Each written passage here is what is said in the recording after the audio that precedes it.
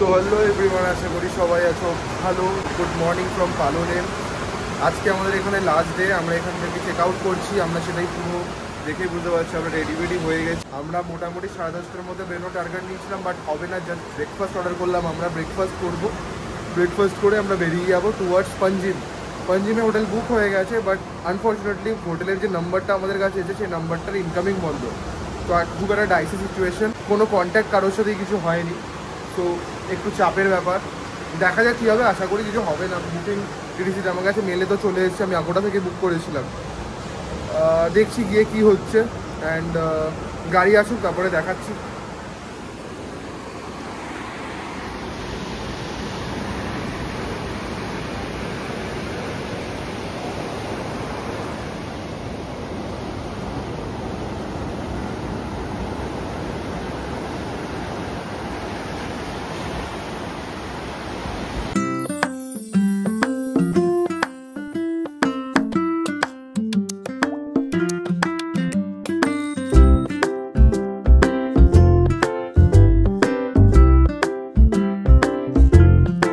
It's time to leave this beautiful room. Bye bye room. আমরা বেরোচ্ছি এবার, আমাদের লাগেজ চলে গেছে। ব্রেকফাস্ট করে আমরা ডান। দীপিকা এখন চা খাচ্ছে, চাটা শেষ করতে পারেনি। গাড়ি এসে গেছে তাই তাড়াহুড়ো দিচ্ছে, মানে তাড়া দিচ্ছে কি তাড়াতাড়ি আসার জন্য। আমরা ও কফিটা কমপ্লিট করে, ও চাটা কমপ্লিট করলে আমরা এবার রওনা দেবো। তবে যাই বললাম, প্রপার্টিটা খুব সুন্দর প্লেসে। সব থেকে বড় কথা, লোকেশনটা ইজ ভেরি গুড, দারুণ।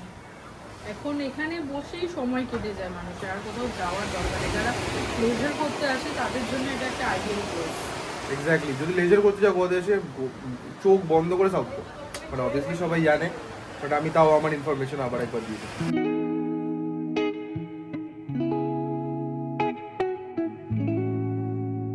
তো আমরা পাঞ্জিমের রুমটায় চেক ইন করলাম। জাস্ট ছোট একটা ওয়াশরুম, খুব সুইট অ্যান্ড সিম্পল একটা রুম। ছোট এখানে আলমারি, ড্রেসিং টেবিল, অ্যান্ড তারপরেই বেড। টিভি আছে, কতদূর ইউটিলাইজেশন হবে জানি না। আর এখানে তোমার জাস্ট পর্দা আছে একটা, মানে পর্দা না, উইন্ডো আছে একটা। ওটার বাইরে একটা নদী মেবি চলে যাচ্ছে, নদী আছে কারণ ম্যাপে ওরকমই কিছু দেখছিলাম। তো আমি দেখাচ্ছি বাইরের দিকটা কিরকম লাগছে। তো এরকম ব্যাপারটা কিছু। আমরা এই ফ্লাইওভারটাকে ফ্লাইট থেকে ল্যান্ড করার সময় দেখেছিলাম, ওপরে দেখা যাচ্ছিল এটাকে।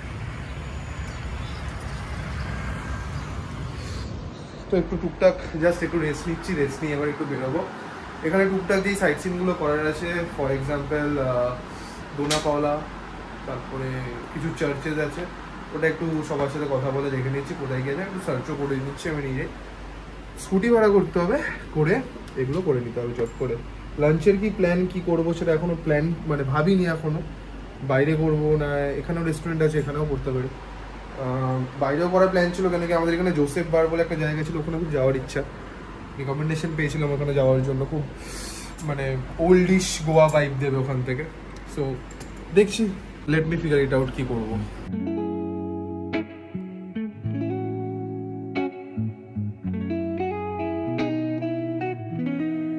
আমরা এখানে পৌঁছে আজকের জার্নি স্টার্ট করে দিয়েছি অলরেডি। ফার্স্টে আমরা একটা স্কুটি বুক করলাম, করার পর আমরা এখন যাচ্ছি ডোনা পাওলা। মাঝেই আমরা দেখালাম কয়েকটা ক্যাসিনো যেখানে আমরা বিকেলে যাওয়ার প্ল্যান আছে।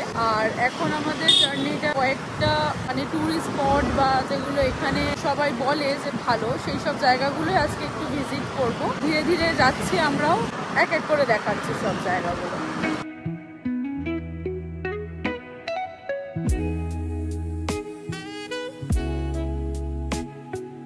এখানে রাস্তাগুলো যতদূর আমরা এখানে আসার পর, পাঞ্জিমে আসার পর দেখছি, রাস্তাগুলো কেমন লাগছে তোর বল? আমার খুব সুন্দর লাগছে, মানে এখানে একটা সেই একটা ভাইব আছে ব্রো, মানে একটা মনে হচ্ছে আমি একটা সিটির মধ্যে যে এসছি, and the city is not looking like India, মানে একটা নর্মাল হার্ট পলিশ লাগছে। সাইডের বিল্ডিংস গুলো দেখা, বিল্ডিংস গুলো খুব ভালো লাগছে। এটা দেখে মনে হচ্ছে কোনো মানে বিদেশে, যেমন আমরা ওই শুট হয় যখন বিদেশের কোনো সিনেমায় দেখি, ঠিক ওই রকমই কিছুটা দেখতে।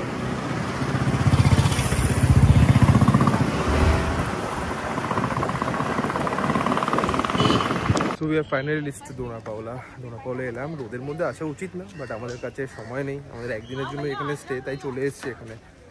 প্রচণ্ড রোদ। দোনাপাওলাটা কে জানো আগে সেটা বলো, আমি তারপরে বলছি দোনাপাওলাটা কেন ফেমাস।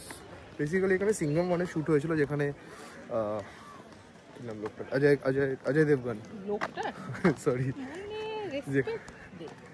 যেখানে অজয় দেবগন ওই ল্যাম্প পোস্ট নিয়ে ঘুরছিল, সো ওই সিনগুলো এখানে শ্যুট হয়েছিল। সো ওটার জন্য জায়গাটা একটু ফেমাস, আমরা ঘুরতে চলে এলাম। এখানে এন্ট্রি ফিস আছে 50 রুপিস পার পারসন, মানে এখানে ঢোকার জন্য 50 রুপিস করে চার্জ লাগবে পার পারসন।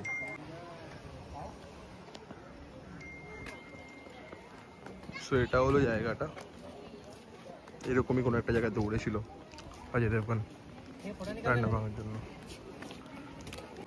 যেটা আমাদের জানলা থেকেও দেখা যায়।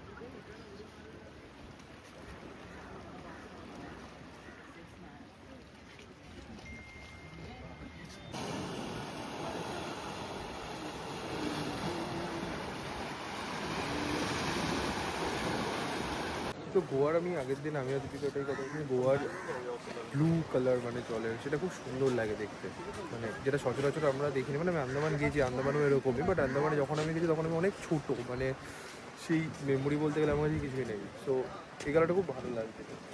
বাট এটা কিন্তু জলের রঙটা ব্লু নয়, এটার কালারটা হচ্ছে স্কাইয়ের যে ব্লু কালারটা সেটা জলে পড়ে রিফ্লেক্ট করছে। কাছ থেকে দেখলে কিন্তু এটা ওই মানে বালি দেওয়া জল বা ট্রান্সপারেন্ট জলের যে রঙটা হয় ওটাই। আর দূর দূর অব্দি যেহেতু এটা ব্লু স্কাইটা রিফ্লেক্ট করে, তাই এই জায়গাটা দেখে মনে হয় একটা ব্লু সি, যেটা দীঘা পুরীতে হয় না। একটু ডিফারেন্ট অ্যাটমসফিয়ারের জন্য আই গেস। দীঘা পুরী তো তীর্থস্থান, তাই জন্য এরকম বাইক নেই অবশ্য। হ্যাঁ, দীঘা এতদিন তীর্থস্থান ছিল না, এখন হয়ে গেছে। অ্যান্ড সব থেকে পার্টি লোকে বলে কি দীঘা পুরী মন্দির, মানে কথাটা কিন্তু ঠিক না। পুরীর মন্দির পুরীতে, মানে কথাটা যে পুরীর জগন্নাথ মন্দির অ্যান্ড দীঘার জগন্নাথ মন্দির, রাদার সেটা সবাই ইউজ করছে দীঘার পুরী মন্দির। So it's quite funny. So খুব অনেস্ট একটা কথা বলি, যা বুঝলাম কিছু নেই এখানে, জাস্ট ওভার হাইপ, জাস্ট মানে বিকজ এখানে শুট হয়েছে, তাই জন্য জায়গাটা একটা ট্যুরিজমের একটা স্পট হয়ে গেছে, আর কিছু না। বাট সমুদ্র যেমন অন্য জায়গায় দেখা যায়, এখান থেকেও দেখা যাচ্ছে, বাট এখানে একটু উঁচু থেকে নিচের দিকে সমুদ্রটা দেখা যাচ্ছে। অন্য জায়গায় কি আমরা সি লেভেলের থেকেই সমুদ্রকে এনজয় করতে পারি, এই দুটোই ডিফারেন্স, আর কিছু নেই। তো আমরা তো এখানে জেনারেলি স্কুটিতে ট্রাভেল করছি, তো আমার তো মাথায় হেলমেট থাকে, দীপিকার গরম লাগবে। দীপিকা জাস্ট একটা স্কুটি কিনলো এখান থেকে 100 টাকা দিয়ে। প্রথমে এটা তো সাইজেই আসছিল না, তারপরে এটা একটু বড় তাই দিল। দীপিকা জানেই না 46 সেখানে কেন লেখা আছে, আমি বললাম কেন।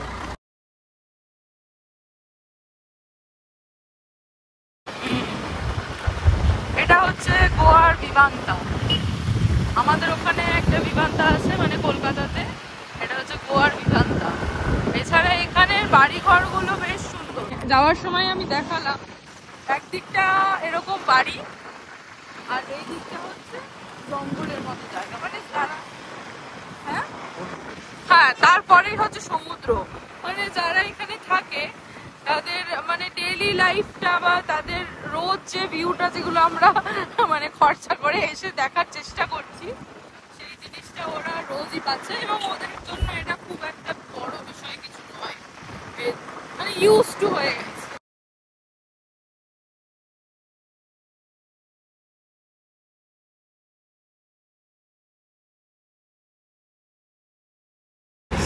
বিভিন্ন রকমের ক্যাসিনো, আমরা এইটা বুক করছি, পাশে আরও অন্য আছে। এই সায়ন বুকিংয়ের জন্য গেছে, ওরা বুকিং করছে, হয়ে গেলে এলে আমরা জানতে পারবো। এখানের একটা আবার ব্যাপার হচ্ছে যে আমরা যেহেতু স্কুটি নিয়ে এসেছি, তো বললেন ওনারা যে একজন অন্তত স্কুটির সামনে দাঁড়ান, কারণ মানে এখানে হয়তো কোনো রুলস আছে যে স্কুটির সঙ্গে একজনকে দাঁড়াতে হবে, শুধু পার্কিং করে রাখা যাবে না, এরকম একটা সমস্যা।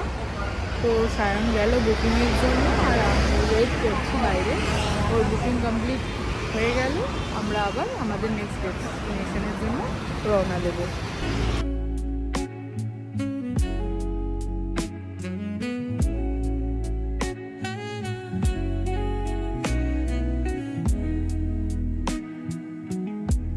আমরা এখন একটা চার্চে এলাম, যেটার নাম হচ্ছে বাসিলিকা অফ বম জেসাস বলে, মানে এটার নাম আমি গুগলে চেক করলাম। তো জাস্ট এন্টার করলাম আমরা। এখানে পার্কিংয়ের জন্য 20 রুপিস নিল, আর একটা লোক আমাদের ধরে মোমবাতি ধরিয়ে দিল, বলে মোমবাতি চড়াতে। মানে বেসিক্যালি আমাদের যেরকম মন্দিরে গেলে ফুল চন্দন টিকা পরিয়ে টাকা নেয়, এখানে মোমবাতি দিয়ে টাকা। মানে চলো, নতুন এক্সপিরিয়েন্স হবে, কোনোদিন চার্চে আসিনি তো, যদি অবভিয়াসলি বোধহয় কোথাও মোমবাতি চড়ানোর জায়গা আছে তো মোমবাতি চড়িয়ে দেবো। অ্যান্ড জ্বালানো, সরি, মোমবাতি জ্বালানো। কিন্তু চার্চটা দেখতে কিন্তু খুব সুন্দর। আমি জাস্ট ক্যামেরাটা ঘোরাচ্ছি, তোমরা দেখো। দূর থেকে এরকম, আমি কাছে যাচ্ছি, কাছে। So this is the main church.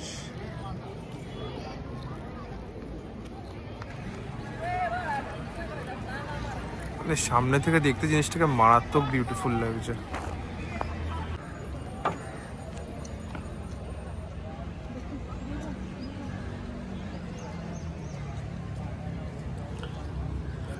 আমাদের এখানে একজন 50 টাকা দিয়ে 5টা মোমবাতি দিয়েছিল, সেটা দীপিকা এখন এখানে জ্বালিয়ে দিল।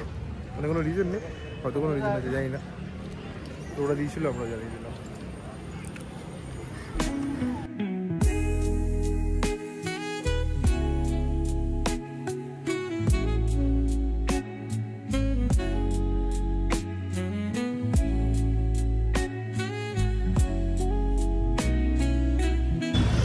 তো আমরা ওখান থেকে আরেকটা চার্চে এলাম, মানে একটা চার্চ থেকে আবার আরেকটা চার্চে এলাম। চার্চটা দেখি তোমরা কেউ চিনতে পারবে না, খুব চেনাশোনা একটা চার্চ।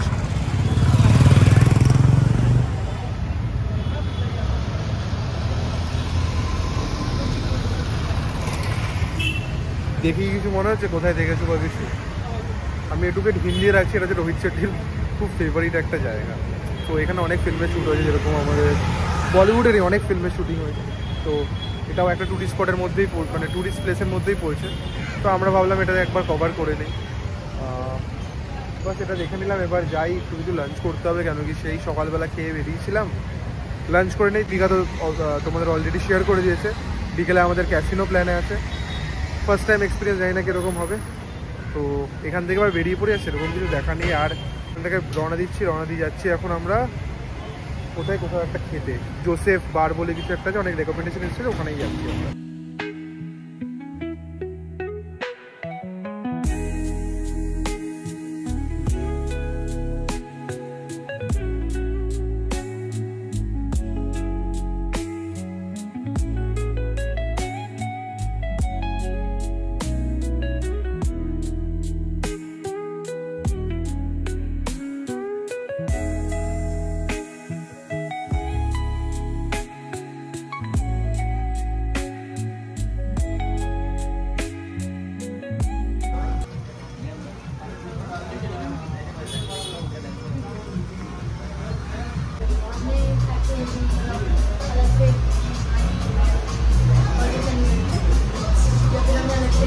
আমরা স্ট্রিটটা দিয়ে হেঁটে যাচ্ছিলাম, খুব ভালো। মানে আমরা জাস্ট ওই জোসেফ বার থেকে বেরিয়ে জাস্ট এখানে নর্মালি হাঁটছিলাম, বিকজ এই পুরো বিউটিটাকে দেখার জন্য।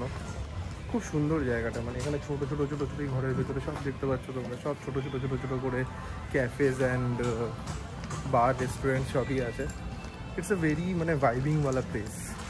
মানে আমরা সাউথ গোয়াতে ছিলাম, ওখানে একরকম ভাইব ছিল, নাও উই আর পাঞ্জিম, এখানে আরেক রকম সুন্দরতা। সো বিকেল বাজে 6টা, ফাইনালি আমাদের লাঞ্চ এলো। Sandwich, chicken lollipop sandwich. দিদিকে এখানে পারলে ঘুমিয়েই পড়েছিল পুরো।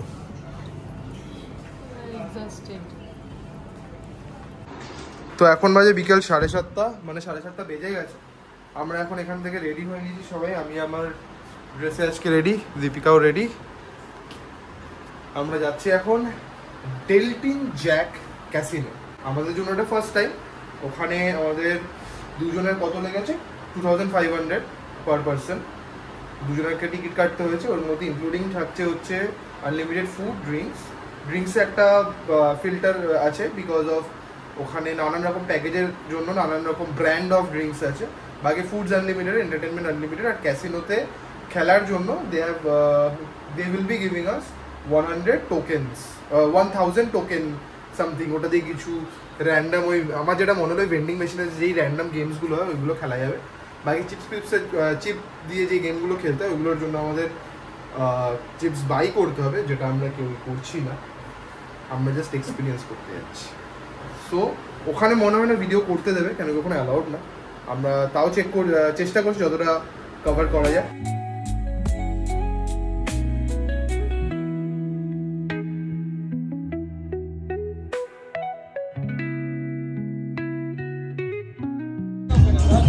তো আমার নিশ্চয়ই এখন মারাত্মক লাগছে এখানে। আমরা এখন চলে এসেছি ডেলটিন জ্যাকে, নিচে একদম ভিডিওগ্রাফি অ্যালাউড না ক্যাসিনোর মধ্যে। আমরা ক্যাসিনোর থেকে উপরে স্কাই বারেও চলে এলাম। এখানে বসে আমরা টুকটাক একটু খাওয়া দাওয়া করছি। অ্যান্ড ডিনারের থেকে নিচের তলায় আছে ভেগাস রেস্টুরেন্ট অ্যান্ড বার। ক্যাসিনোতে আমরা কিছু বুঝতেই পারলাম না কীভাবে কী খেলবো। আমাদের কাছে 4টে কয়েন আছে, মানে যেটা আমাদের কাউন্টারে দিয়েছিল, that is worth around 2000 chips I think, basically 2000 rupees আর হোয়াট এভার। তো ওটা কীভাবে রিডিম করতে হবে আর কীভাবে খেলতে হবে সেটা আমরা এখন বোঝানোর চেষ্টা করি। তার আগে একটু পেট পুজো করে নিই, তার কারণ পেটে খিদে থাকলে মাথা কাজ করে। বল। এখন অবধি কিছু বুঝতে পারিনি, মনে হচ্ছে যে কোনো বিয়ে বাড়িতে যেমন আমরা খেতে আসি আনলিমিটেড খাওয়া দাওয়া ওরকম হচ্ছে। ক্যাসিনোটা খুব সুন্দর এবং সবাই সার্ভিসের জন্য ওয়েট করছে ওখানে, বাট আমরা কিছু বুঝতেই পারি না। তো আমরা কী হিসেবে খেলবো, তো আমরা একটু হোল্ড করাচ্ছি, আগে একটু পেট পুজো করি, তারপর একটু বুদ্ধি খাটিয়ে তারপরে খেলবো।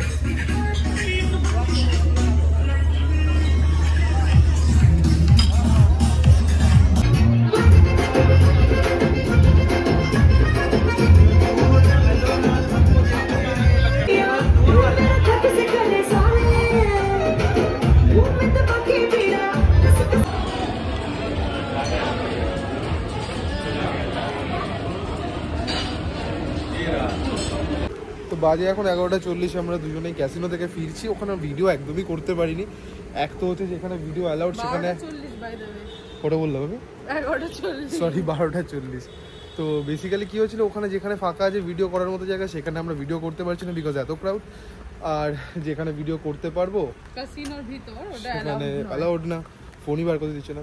বাট খুব মিক্সড মানে আমাদের এক্সপিরিয়েন্স ছিল, বেশ ভালো লেগেছে।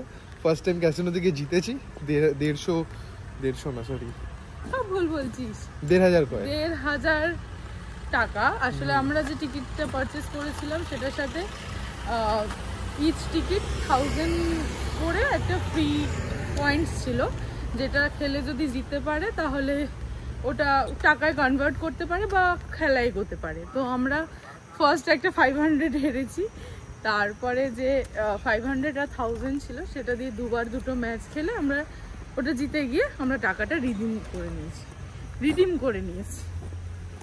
বাস আমাদের হয়ে গেল, আমাদের লাভ হয়ে গেল। আমাদের আমরা দ্য মোমেন্ট আমরা জিতেছি আমরা ব্যাক আউট, আমরা টাকা রিডিম করে বেরিয়ে চলেছি। রিক্সই নেই আর খেলার। আমাদের মোটামুটি যা টিকিট লেগেছিল তার কিছুটা আমাদের রিম্বার্স করে দিয়েছে ইটসেলফ ক্যাসিনো। সো মজা এসছে। আর ইভেন আমরা একটা কাপলের সাথে মিট করেছি ওখানে, দে আর ভেরি সুইট। একজন মানে ওদের জাস্ট 2 দিন আগে বিয়ে হয়েছে, ওরা মানে আফটার ম্যারেজ এখানে এসছে। ভিডিও নেই, তবে আমরা ফটো হয়তো একটা আপলোড করবো এটার সাথে। তো ওদের সাথে মিলেমিশে সময়টা খুব ভালো কাটিয়েছি আমরা, মানে জাস্ট আমরা 4 জন অনেকটা সময় কাটিয়েছি আজকে, আর খুবই ভালো কেটেছে। হয়তো একা থাকলে এই ব্যাপারটা মানে ক্যাসিনো জিনিসটা বা এই ক্রুজের যে ইয়েটা একা একা ফিল করা যায়, বাট যখন আরো কেউ থাকে ওটা আরো বেটার হয়, ওটা আরো এনজয় করা যায়। একদম তাই। ওদের লাইফ স্টোরি কিছু শুনলাম, আমাদের কিছু বললাম, এই করতে করতে সময়টা সুন্দর কেটে গেল। তো আজকের ভিডিওটা অবধি রাখছি। আশা করি তোমাদের ভিডিওটা সবার আজকে ভালো লেগেছে। একটু নতুনত্ব ছিল এই ভিডিওটার মধ্যে। তো আজকের জন্য এটুকুই। দেখা হচ্ছে আবার কালকের ভিডিওতে কিছু নতুন এক্সাইটিং জিনিস নিয়ে। Till then stay happy, stay safe and good night. Tata. Good night.